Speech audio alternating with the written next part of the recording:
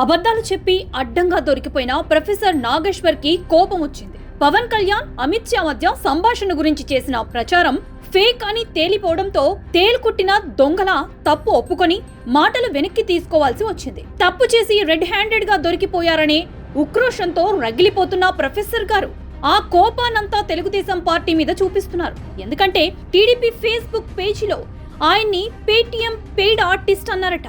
YCP కండువాతో ఫోటోలు పెట్టారట. Paytm అనడమే ఘోరమైన నేరం అన్నట్లు ఏడుస్తున్న ప్రొఫెసర్ గారు పవన్ కళ్యాణ్, అమిత్ షా మీటింగ్ గురించి అబద్ధం చెప్పటం తప్పు కదా? ప్రొఫెసర్ నాగేశ్వర్ కి పవన్ కళ్యాణ్ గురించి ఫేక్ వార్తలు చెప్పాల్సిన అవసరం ఏమొచ్చింది? జగన్ జైలుకి వెళ్లడు, ఆయనకి బీజేపీ సపోర్ట్ ఉందని తప్పుడు కథనాలు ఎందుకు క్రియేట్ చేశారు?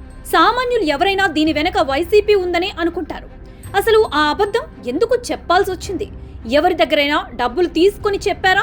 లేక టీడీపీ, జనసేన, బీజేపీ కూటమి పాలనలో ఆంధ్రప్రదేశ్లో జరుగుతున్న అభివృద్ధి చూడలేక కడుపు మంటతో ఈ కుట్రకు తెరలేపారా అని పబ్లిక్ నుంచి వస్తున్న ప్రశ్నలకు సమాధానం లేదు.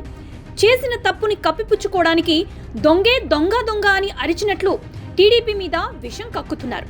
ముందు ముందు డోస్ పెంచి మరింత విషం కక్కుతానని బెదిరిస్తున్నారు. అసలు మొదలుపెట్టింది పులిహోర నాగేశ్వర్, క్షమాపణ చెప్పింది పులిహోర నాగేశ్వర్. ఇప్పుడు యుద్ధం మీరు మొదలు పెట్టారు, నేను ముగిస్తాను అని చెప్పింది అదే పులిహోర నాగేశ్వర్. జగన్ పాలనలో తెలుగుదేశం పార్టీ కార్యకర్తల గొంతు కోసి గొడ్డళ్లు, వేట కొడవళ్లతో నరికి నరికి చంపారు. వ్యాపారులను నాశనం చేసి ఆర్థిక మూలాలను దెబ్బతీశారు. వారాలు, నెలల తరబడి జైల్లో పెట్టి మానసికంగా, శారీరకంగా దెబ్బతీశారు. అయినా తెలుగుదేశం కార్యకర్తలు ఏనాడు వెనక్కి తగ్గలేదు. ఈ ప్రొఫెసర్ ని చూసి ఎవరూ భయపడి పారిపోయే పరిస్థితి లేదు, రాదు. ఈయన ఎప్పటి నుంచో టీడీపీ మీద విషం కక్కుతూనే ఉన్నారు. భవిష్యత్తులోనూ ఈ విషం కక్కే కార్యక్రమాన్ని కొనసాగిస్తారు. ఆ విషయాన్ని ఇప్పుడు ఓపెన్ గానే చెప్తున్నారు. యుద్ధం మీరు ప్రారంభించారు, నేను ముగిస్తాను అని ప్రొఫెసర్ గారు చెప్పిన రప్ప రప్ప డైలాగులు విన్న తర్వాత వైసీపీ సైకో బ్యాచ్ తో అంటకాగి ఆయనకి అవే లక్షణాలు అలవడినట్లు ఉన్నాయని జనాలు అనుకుంటున్నారు. అసలు ఈయన యుద్ధం ఎవరి మీద? ఆయన వ్యవహారం నచ్చని ప్రజల మీద, పక్షపాత వైఖరిని ఎండగడుతున్న అనలిస్టుల మీద, హిడెన్ ఎజెండా గ్రహించిన ఛానల్స్ మీద, పూటకో మాట మాట్లాడే పులిహోర నాగేశ్వర్ మీదే ప్రొఫెసర్ నాగేశ్వర్ యుద్ధం ప్రకటించాడా? మొదటిసారి ప్రజా ఆగ్రహం చూసేసరికి మెంటల్ బ్యాలెన్స్ కోల్పోయినట్లు కనిపిస్తోంది. ఇంకో 4 కాలాలు టీవీ ఛానల్స్ లో కనిపించాలంటే ఆత్రం తగ్గించుకొని మానసిక ఆరోగ్యం కుదుటపరుచుకోవాలని శ్రేయోభిలాషులు సూచిస్తున్నారు. విశ్లేషణలో వాస్తవాలే విశ్లేషకుల క్రెడిబిలిటీని నిర్ణయిస్తాయి. పవన్ కళ్యాణ్, నాదెండ్ల మనోహర్ 2023 అక్టోబర్లో ఢిల్లీ వెళ్లి అమిత్ షాని కలిశారు. అప్పటికి ఏపీలో కూటమి ఏర్పాటుపై నిర్ణయం ఫైనల్ అవ్వలేదు.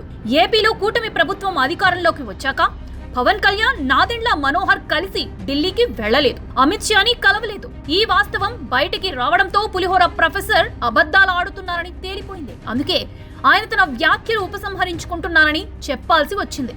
అడ్డంగా దొరికిపోయినా ఏం చెయ్యాలో అర్థం కాక గతంలో సుమన్ టీవీ యాంకర్ లాగా యుద్ధాలు చేస్తానని ప్రగల్భాలు పలుకుతున్నారు. తెలుగుదేశం, జనసేన, భారతీయ జనతా పార్టీలు ప్రొఫెసర్ నాగేశ్వర్ పట్ల ఎప్పుడూ అమితమైన గౌరవ మర్యాదలతోనే వ్యవహరించారు. ఆ విషయాన్ని ఆయనే చెప్పుకున్నారు. కానీ ఆ గౌరవాన్ని ఆయనే నిలబెట్టుకోలేకపోయారు అనేది అక్షర సత్యం. టీడీపీ మీద, పార్టీ నాయకత్వం మీద ఎంత విషం కక్కినా ఓపికతో, సహనంతో భరించారు గాని ఆయన మీద వ్యక్తిగతంగా ఎప్పుడూ దాడి చేయలేదు. కానీ సహనానికి, ఓపికకు ఒక హద్దుంటుంది. జగన్ జైలుకు వెళ్లడు, జనసేన జగన్ తో మనకెందుకు అనుకుంటోంది అంటూ ఒక అబద్ధాన్ని ప్రచారం చేస్తూ అడ్డంగా దొరికిపోయాకే పేటీఎం పెయిడ్ ఆర్టిస్ట్ అనే బిరుదిచ్చారు. కాక్రోచ్ జనతా పార్టీ పేరుతో ఒక పార్టీ విధానాలకు అనుకూలంగా మాట్లాడే వాళ్ళు మాత్రమే జంజీ కాదు. మేధావుల పేరుతో ప్రజా ప్రయోజనాల ముసుగులో ఒక పార్టీకి అమ్ముడు పోయిన వారి ప్రత్యర్థుల మీద తప్పుడు ప్రచారాలు చేసే ఇలాంటి పులిహోర ప్రొఫెసర్లను నిలదీసే కాక్రోచ్లు కూడా ఆన్లైన్లో చాలా ఉన్నాయి. అవి చంపేస్తే చావవు, మళ్ళీ మళ్ళీ పుట్టుకొస్తూనే ఉంటాయి. తప్పుడు మాటలు చెప్పే వాళ్ళ తుప్పు రేగ్గొడతాయి.